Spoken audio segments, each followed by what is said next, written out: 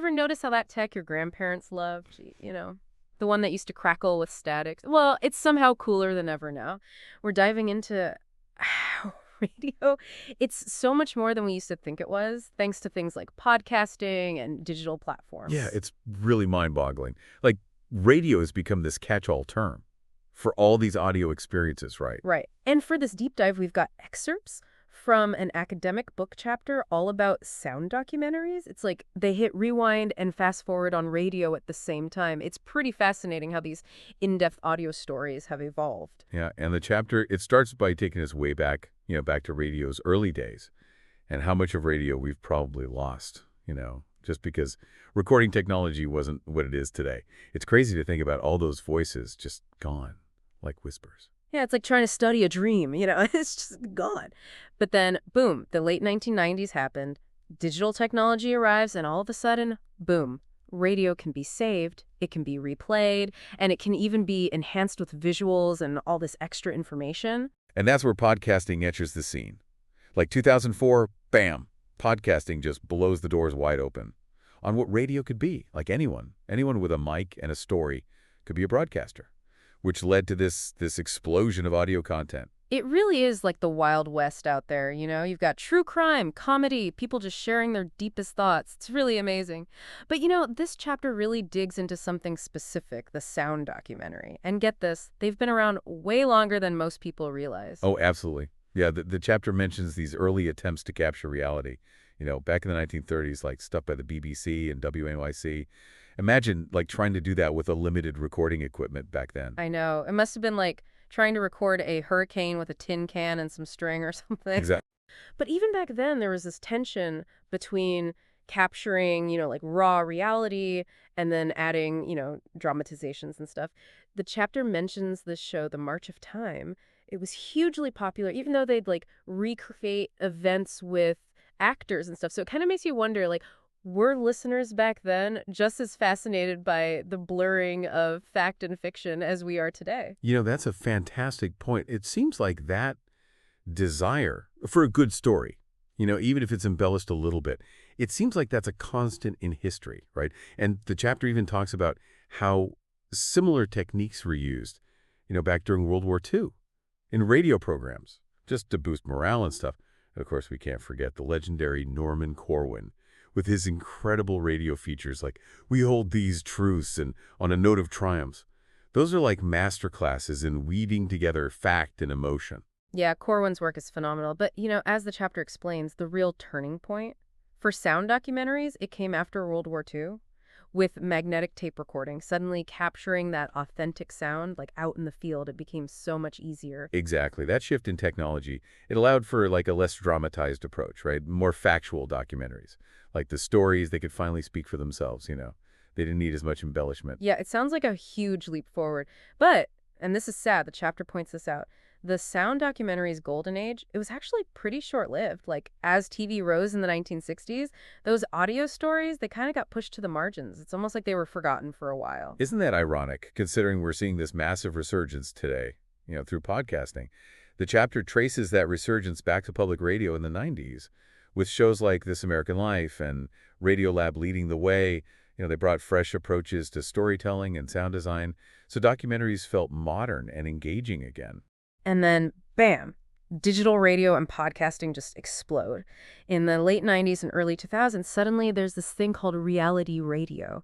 And it's captivating audiences, all thanks to these digitally enabled ways of telling stories. It's crazy how quickly things changed. And the chapter highlights Serial in 2014 as a major turning point. It proved that long-form, serialized documentaries in this podcast format, they could be incredibly popular. Like, it was a global phenomenon. It was huge. It seems like Serial tapped into something audiences were craving. Yeah, and speaking of craving, this chapter keeps coming back to this idea of privacy and podcasting.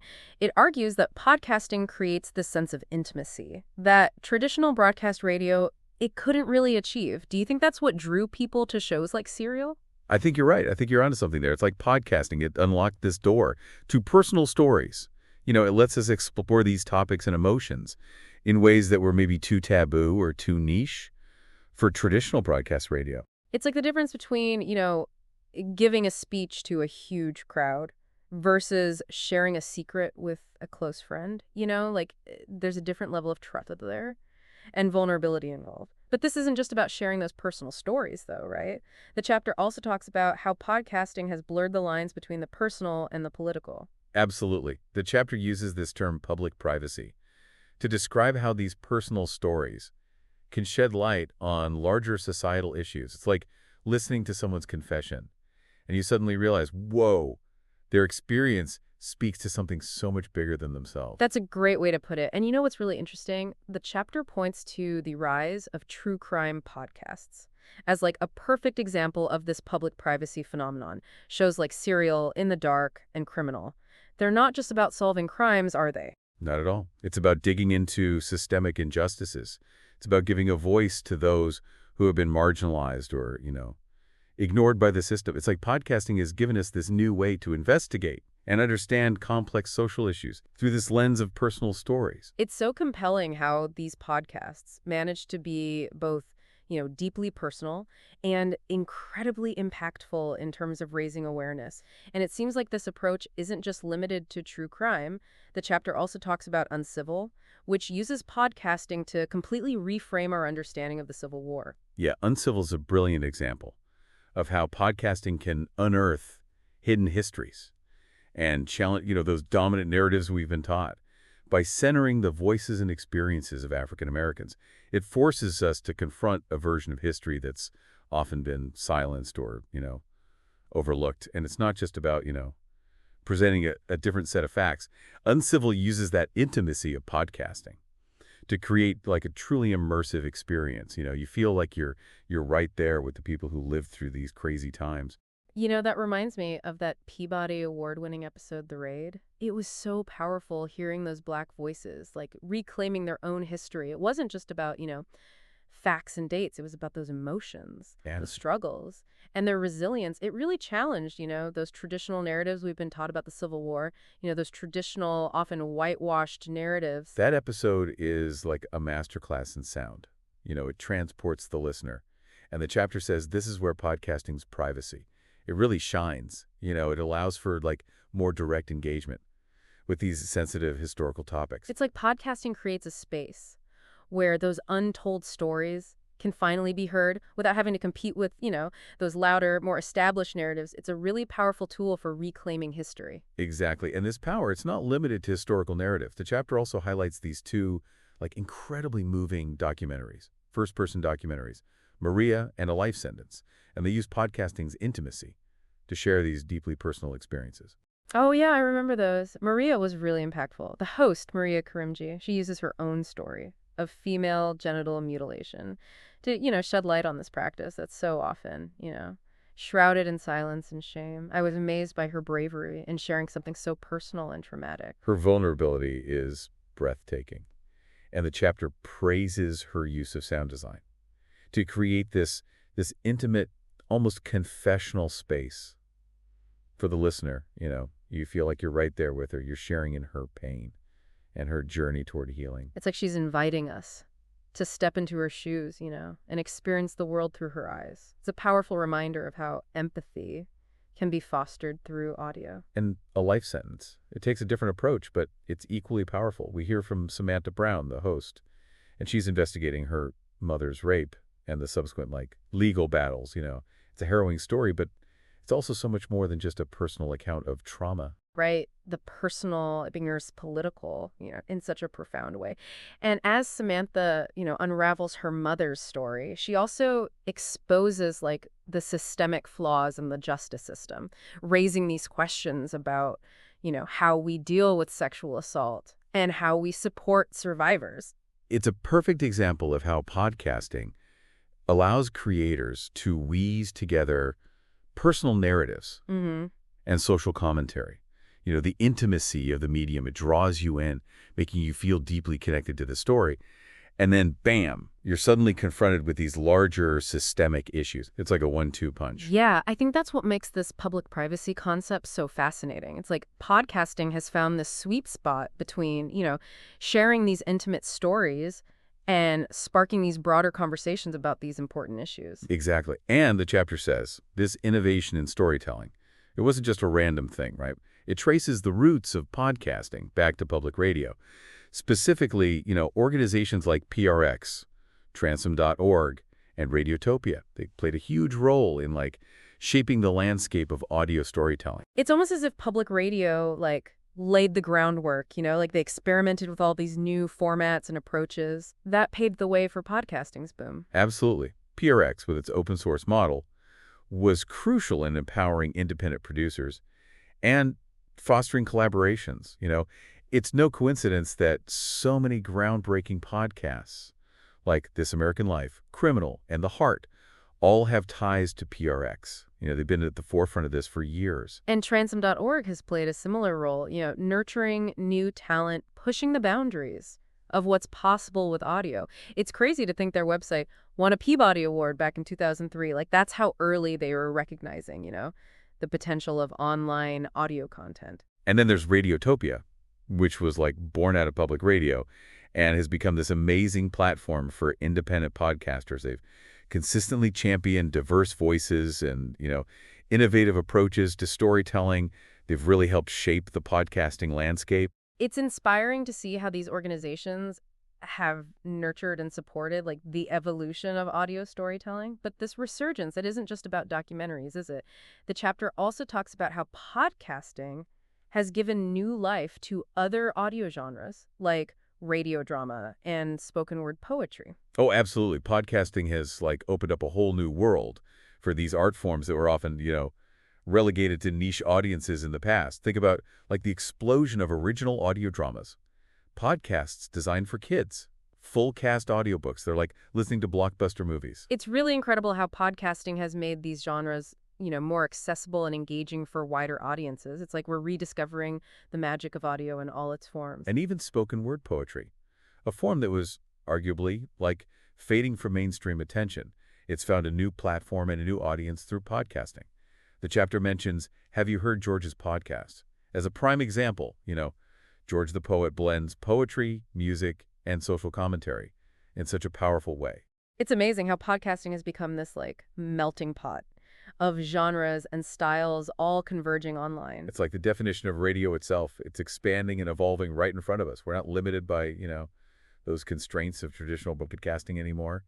It's a really exciting time to be an audio enthusiast. I couldn't agree more. It's like podcasting has just blown the doors wide open on what's possible with audio storytelling. We're seeing this mix of personal narratives, investigative journalism, historical deep dives, and artistic expression. It's all converging online. And this convergence is blowing the lines between what we used to think of as radio. Is it something we listen to on the airwaves?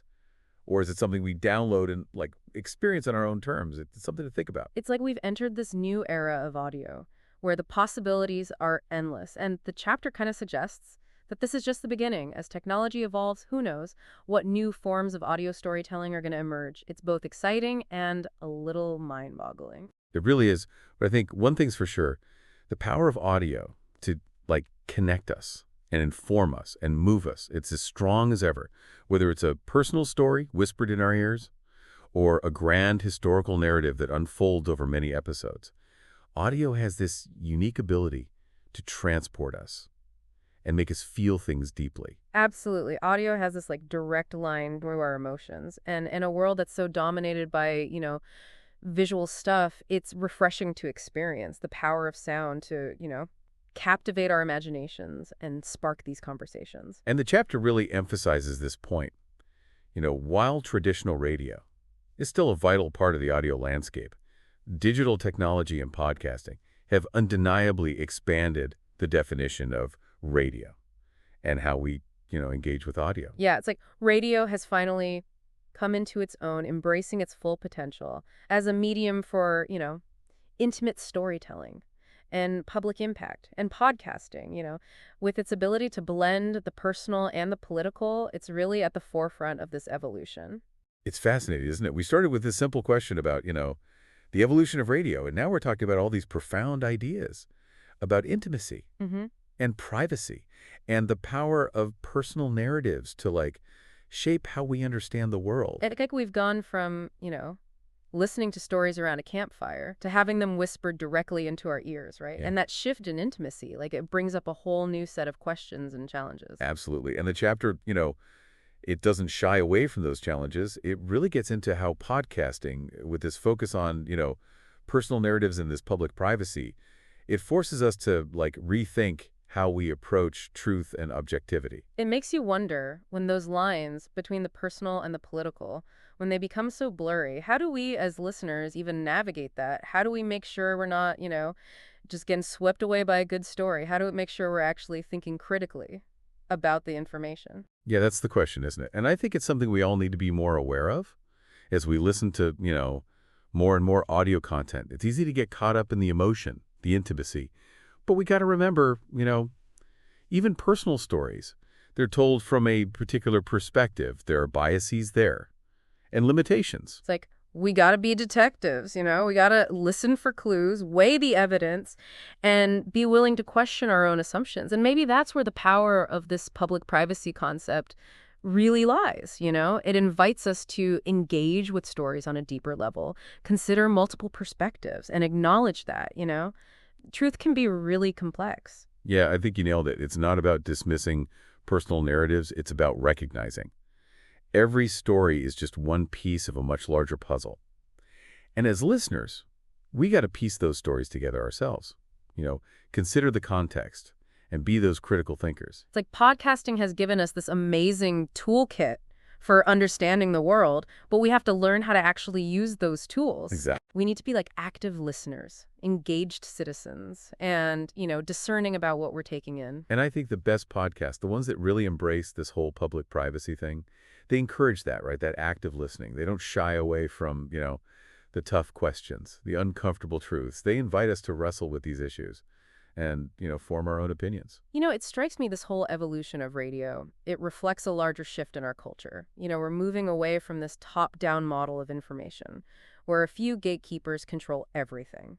And we're moving toward a more decentralized, participatory model, where everyone can be a storyteller. That's a great point. It is exciting, but it's also a little daunting, right? It means we have access to more information than ever, but it also means we have this greater responsibility to be, critical and careful about how we consume information and share it.